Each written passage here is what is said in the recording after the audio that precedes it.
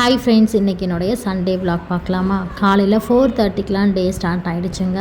இன்றைக்கி ஒரு இடத்துக்கு தான் போகிறோம். இந்த இடம் வந்து பார்த்திங்கன்னா ஒரு கோவில் தான். ஆக்சுவலாக ரொம்ப நாளாக அந்த கோவிலுக்கு போகணுன்னு பிளான் பண்ணி ஃபைனலி இன்றைக்கி தான் முடிவு பண்ணி கிளம்புனோம். நேற்று நைட்டே தேவையான ட்ரெஸ்ஸஸ் திங்ஸ்லாம் எடுத்து வச்சாச்சு. அப்பாவும் பிள்ளையும் எழுப்பி போட்டு நீங்கள்லாம் ரெடி ஆகுங்கன்ட்டு நான் கொஞ்சம் கிச்சனுக்கு வந்து நித்தினுக்கு தேவையான திங்ஸ்லாம் எடுத்து வச்சேன். ஃப்ளாஸ்கில் பால், அதுக்கப்புறம் டிஃபன் பாக்ஸில் இருக்க செர்லாக் போட்டி விடுறதுக்காக எடுத்துட்டேன். அவங்களாம் ரெடியாகி வந்ததுக்கப்புறம் நான் போய் குளிச்சுட்டு ரெடி ஆகியாச்சு. 5:30 கிளம்பலான்னு பிளான் பண்ணோம். அப்படி இப்படின்னு ஸ்டார்ட் பண்ண 6 o'clock ஆகிடுச்சு. குட்டி சார் அது வரையும் தூங்கிட்டே இருந்தால் அழகாக சமத்தாக இருந்ததுனால நாங்களும் ரிலாக்ஸாக கிளம்பினோம். 6 மணிக்கு வண்டியை ஸ்டார்ட் பண்ணோம். எங்கே போயிட்டுருக்கோம் அப்படின்னா மேல்மலையனூர் அங்காளம்மன் கோவிலுக்கு தாங்க கிளம்பிகிட்ருக்கோம். போகிற வழியிலே எல்லோரும் 7:30க்கெலாம் பிரேக்ஃபாஸ்ட்டை முடிச்சிடலான்ட்டு 99 காஃபி இது எங்களோட ஃபேவரட்டான ஒரு ஷாப். அது எப்போ ஊருக்கு போனாலும் இங்கே ஏதாவது ஒரு கப் காஃபி குடிச்சிட்டா அது போகும்.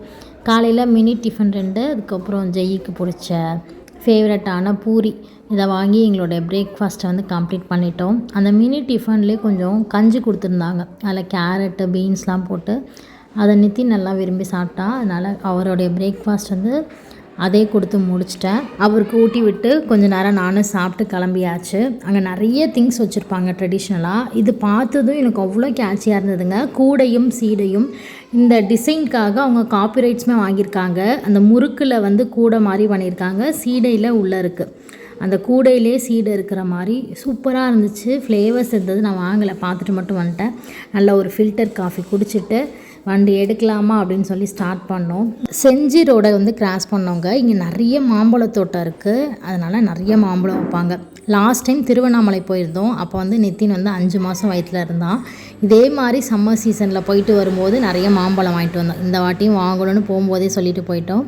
நம்ம வந்து மேல்மலையனூர் வந்தாச்சுங்க. 9:30 போல் கோவிலுக்கு நம்ம வந்தோம். உள்ளே என்ட்ரன்ஸ் ஆகும்போதே அவ்வளோ கருவாட்டு கடை, அதுக்கப்புறம் கோழி இதெல்லாம் வேண்டுதல் இருக்கிறதுக்காக அதெல்லாமே சேல் பண்ணிகிட்டு இருந்தாங்க. நம்ம வந்து 100 rupees தரிசனத்தில் தான் போயிருந்தோம். அங்கே வந்து பார்த்திங்கன்னா கேட்சாக போட்டு லாக் பண்ணி வச்சுறாங்க. 5 கூடு மாதிரி இருந்துச்சு. நம்ம 2வது கூண்டில் இருந்தோம். நம்ம உள்ளே என்ட்ரன்ஸ் ஆகும்போதே பார்த்திங்கன்னா உள்ளே எல்லாேருக்கும் சீட் இருந்ததுன்னா பூட்டி வச்சுறாங்க. கிட்டத்தட்ட 1.5 மணி நேரம் அந்த கூண்டில் இருந்து அதுக்கப்புறம் தான் சாமியை பார்க்க போனோம்.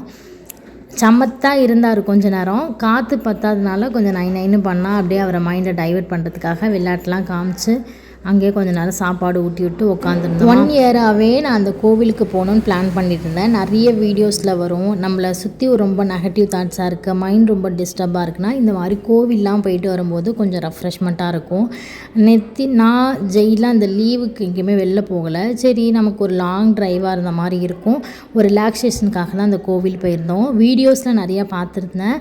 ஒரு பிரமிப்பாக தான் இந்த சிலையெல்லாம் இருந்துச்சு. ஆனால் நேரில் போய் பார்க்கும்போது பார்த்திங்கன்னா அப்படி ஒரு ஆச்சரியமாக பிரம்மாண்டமாக இருந்ததுங்க. இந்த கதையெல்லாம் நீங்கள் யூடியூப்பில் போட்டு பாருங்கள். அந்த வரலாறு சொல்லும்போதே நமக்கு ஒரு இப்படிலாம் நடந்திருக்குமா அப்படின்னு தோணும். இந்த பேய்மேடை, ஊஞ்சலம்மன், அப்புறம் அன்னபூர்ணி சிலை, எல்லா சாமிக்கும் தனித்தனியாக சன்னதி வச்சுருக்காங்க. உள்ளேயே நிறைய நேரம் நிறைய சாமியை கும்பிட்டுட்டு வந்தோம். நாங்கள் போனது சண்டே, பௌர்ணமி அதுவுமா போயிட்டோம். சண்டே போகலாம் அப்படின்னு நினச்சோம். அமாவாசை அப்போ தானே கூட்டமாக இருக்கும்னு தப்பு கணக்கு பண்ணி போயிட்டோம். பௌர்ணமி அன்னைக்கு போனதுனால பார்த்திங்கன்னா பயங்கர கூட்டமாகிடுச்சு. ஃப்ரீ தரிசனம் வந்தவங்களாம் எவ்வளோ நேரம் வெயிட் பண்ணாங்க அப்படிங்கிறது தெரியல. நமக்கு வந்து பெரியவங்களுக்கு மட்டும்தான் டிக்கெட்டு, குழந்தைங்களுக்குலாம் டிக்கெட் கிடையாது. அதனால் 100 ரூபா டிக்கெட் போயிட்டு வந்ததுனால நமக்கு 2 மணி நேரம் கிட்டத்தட்ட ஆகிடுச்சு சாமி கும்பிட்டு வரத்துக்கு. ஆனால் சாமி அவ்வளோ அழகாக இருந்தாங்க. நல்லபடியாக திருப்தியாக சாமி கும்பிட்டு ஃபோட்டோஸ், அதுக்கப்புறம் முடிக்கயிறுலாம் வாங்கிட்டு அங்கேருந்து கிளம்ப 2 o'clock ஆகிடுச்சு. வெயிலுங்கிறதுனால நிறைய ஃப்ரெஷ் ஜூஸ்லாம் குடித்ததுனால பசி அவ்வளோவா தெரியல. நித்தின் காரில் ஏறினதுமே தூங்கிட்டான். ஃபஸ்ட்டு காரை ஸ்டார்ட் பண்ணதும் அவருக்கு மதியான சாப்பாடு தான் ஊட்டி விட்டேன். அப்புறம் நாங்கள் சாப்பிட்ணுமேட்டு ஒரு பஞ்சாபி தாபான்னு நிப்பாட்டினாங்க. வேஸ்ட்டு தான் மணி, சுத்தமாக சாப்பாடு நல்லா இல்லை. இந்த கோவிலில் வந்து கருவாடு நான்வெஜ் சாமி தானே, அதனால் நம்ம நான்வெஜ் சாப்பிட்டா சாமிலாம் கோச்சிக்காதுன்னு சொல்லிட்டு பிரியாணி தான் வாங்கி சாப்பிட்டோம். ஏன்டா சாப்பிட்டோம் நான் மாதிரி ஆயிடுச்சு. நல்லாவே இல்லை பெருசாக சாப்பாடு. இந்த மலையெல்லாம் பாருங்களேன், இயற்கையே ஒரு ஆச்சரியமான விஷயந்தாங்க. எப்படி தான் இந்த தனித்தனி கல்லெல்லாம் கீழே விழாமல் அவ்வளோ அழகாக நிற்கிது அப்படிங்கிறது தெரியல. இந்த மாம்பழ கடையெல்லாம் வந்து பார்த்திங்கன்னா செஞ்சி ரோட்டில் இருக்கும். கிலோ கணக்கில் தான் வாங்கிட்டு வந்தோம் ஸ்டாஃபுங்களுக்கு எங்களுக்குன்னு சொல்லிட்டு. நிறைய வெரைட்டிஸ்லாம் மாம்பழம் வச்சுருந்தாங்க. இதெல்லாம் வந்து மருந்து போடாமல் ஃப்ரெஷ்ஷாக தோட்டத்துலேருந்து பறித்து சேல் பண்ணுற கடை. எல்லாமே நல்லா இருந்தது. 2 கடையில் நிப்பாட்டி கொஞ்சம் கொஞ்சம் வாங்கிட்டு வந்தோம். இந்த மாதிரி ரோட்டுகளில் நின்று வாங்கும்போது அது ஒரு மனசுக்கு ஒரு திருப்தியாக இருக்கும். அவங்க கொஞ்சம் கொடுப்பாங்க இல்லையா டேஸ்ட்டுக்கு, அதை சாப்பிடும்போது இன்னும் நல்லா இருக்கிற மாதிரி இருக்கும். ஸோ சின்னவர் பாருங்கள், எனக்கும் வேணும்ன்ட்டு ஒரே அடம். அவர் கொஞ்சோண்டு வச்சு விட்டு வீட்டுக்கு தேவையான மாம்பழம்லாம் வாங்கிட்டு கிளம்பியாச்சு. 2 பேரும் பயங்கரமான ஒரு தூக்கம். வீட்டுக்கு வரத்துக்கு ஒரு 2.5 hours இருக்கும். அப்படியே 2 பேரையும் தட்டி விட்டேன். நான் எப்படி தூங்கினேனே தெரில. நான் காலையில் 4:30க்கு எழுந்தோமா, அதனால் செம்ம டயர்டாக இருந்துச்சு. நானுமே தூங்கிட்டேன். ஆக்சுவலாக பிளான் வந்து செவ்வாய்க்கிழமை போகலான்னு தான் நினச்சிருந்தோம். அப்புறம் சண்டேவே சரி வாங்க போயிடலான்னு சொல்லிட்டு சனிக்கிழமை முடிவு பண்ணி தான் போனது. பட் கூட்டம் அதிகமாக இருந்தாலும் மனசுக்கு நிறைவாக சாமி கும்பிட்டு வந்தவங்க. நீங்களும் போயிட்டு வாங்க ஃபேமிலியோடு. இந்த மாதிரி டெம்பிள் விசிட்லாம் பண்ணும்போது மைண்டுக்கு அவ்வளோ ரிலாக்ஸாக இருக்கும். நிறைய பேட் வைப்ரேஷன் இருக்கும். பின்னாடி இருந்து நிறைய பேர் பேசுவாங்க, பட் அவங்களுக்குலாம் முன்னாடி பேச தைரியம் இருக்காது. ஸோ நம்மளை டீமோட்டிவேட் பண்ணிகிட்டே தான் இருப்பாங்க. ஒரு சில பேர்லாம் எப்படா நம்ம சரிஞ்சு விழுவோன்னு கூட இருந்தே குளிப்பறிப்பாங்க இல்லையா, அது மாதிரி பேர்லாம் நிறைய பேர் பார்த்ததுனால தான் சரி மற்றவங்கள்ட்ட மனுஷங்கள்கிட்ட முறையிட்டு ஒன்றுமே ஆக போகிறது கிடையாது. கடவுள்கிட்ட முறையிட்டால் கூட அவர் பார்த்துப்பார் அப்படிங்கிற ஒரு நம்பிக்கையில் தான் கோவில் போயிட்டு வந்தோம். வந்ததும் ட்ரெஸ் சேஞ்ச் பண்ணிவிட்டு ஃபஸ்ட்டு நம்ம எடுத்துகிட்டு போன திங்ஸு ஹேண்ட்பேக்கில் உள்ளலாம் எடுத்து வச்சாதாங்க மைண்டு நல்லாயிருக்கும். ஏன்னா நம்ம வந்த டயர்டில் அப்படியே படுத்துட்டோன்னு வச்சுக்கோங்களேன், அது அப்படியே பெண்டிங் வேலையாக இருந்து ஒரு குப்பை சேர்ந்த மாதிரி ஆகிடும். நான் அப்படியே வந்ததும் கொஞ்சம் துவைக்கிற துணியெல்லாம் எடுத்து போட்டு ஹேண்ட்பேக்கு வாங்கிட்டு வந்த மாம்பழம் இது எல்லாத்தையும் ஆர்கனைஸ் பண்ணி வச்சேன்னா ஹால் கொஞ்சம் ஃப்ரெஷ்ஷாக இருக்கும். அதுக்கப்புறம் நம்மளோட வேலைகள் பார்க்கலாம். என் குட்டி பையன் என்ன தெரியுமா பண்ணுவான், ரொம்ப சேட்டை அப்படிலாம் கிடையாதுங்க. அவனுக்கு வயிற்றுக்கு கொடுத்துட்டு நல்லா தூங்கி எழுந்தாலே மைண்ட் அவனுக்கு ரிலாக்ஸாக இருக்கும். என்னை அவ்வளோவா டிஸ்டர்பே பண்ண மாட்டான். அவனுக்கு தேவையான பொம்மையை பக்கத்தில் போட்டு விட்டோம் அப்படின்னா அவர் எதாவது பார்த்துட்ருப்பாரு. சில நேரம் அது போர் அடிச்சுன்னா கிச்சனில் இருக்கிற 2 கரண்டி 2 பாத்திரத்தை வந்து போட்டேன்னா அதை வந்து அவன் பார்த்துட்ருப்பான். ஸோ அதனால பெருசாக என்னை டிஸ்டர்ப் பண்ணிருக்கேன். கிச்சன் வந்தால் சமைக்கும் போது நோண்டுறது அந்த வேலைகள்லாம் கிடையாது. அவர் பிஸியாகவே நான் வச்சுப்பேன். சுற்றி பொம்மைகள்லாம் போட்டு விட்டுட்டு வந்துட்டேன்னா என்னோடய வேலைகள் நான் பாட்டு பண்ணிகிட்டே இருப்பேன். இந்த வேலையெல்லாம் முடித்ததுக்கப்புறமா எல்லாேருக்கும் சூடாக ஒரு காஃபி குடிக்கலான்ட்டு நல்லா பால் காய்ச்சி திக்காக 4 காஃபியை போட்டு வெளியில் வந்து உட்காந்து ஃபேமிலியோடு ஸ்பெண்ட் பண்ணி என்னோடய சண்டேவை கழிச்சா தான் மைண்டுக்கு அவ்வளோ நல்லாயிருக்குங்க.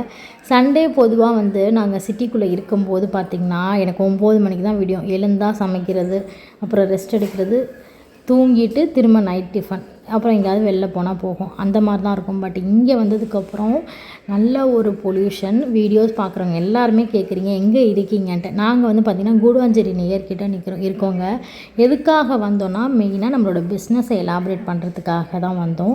அப்படியே ஜெய்யோட ஸ்கூல் வந்து மார்ச் அகாடமிக் இயர் முடியும். அதனால் நாங்கள் ஏப்ரலில் வந்து அவன் நெக்ஸ்ட் இயர் போயிடுவான். சிபிஎஸ்சி சிலபஸ்ங்கிறதுனால நம்ம மார்ச் லாஸ்ட்டில் இங்கே வந்தோம். இங்கே பொல்யூஷன் ஃப்ரீயாக இருக்கும், டஸ்ட்டு நிறையா இருக்காது, மைண்டுக்கு அவ்வளோ ரிலாக்ஸாக இருக்கும். வீடை சுற்றி நல்லா ஒரு க்ரீனிஷ் கார்டனாக இருக்குது. ஸோ இதை விட வேறு என்ன வேணும்?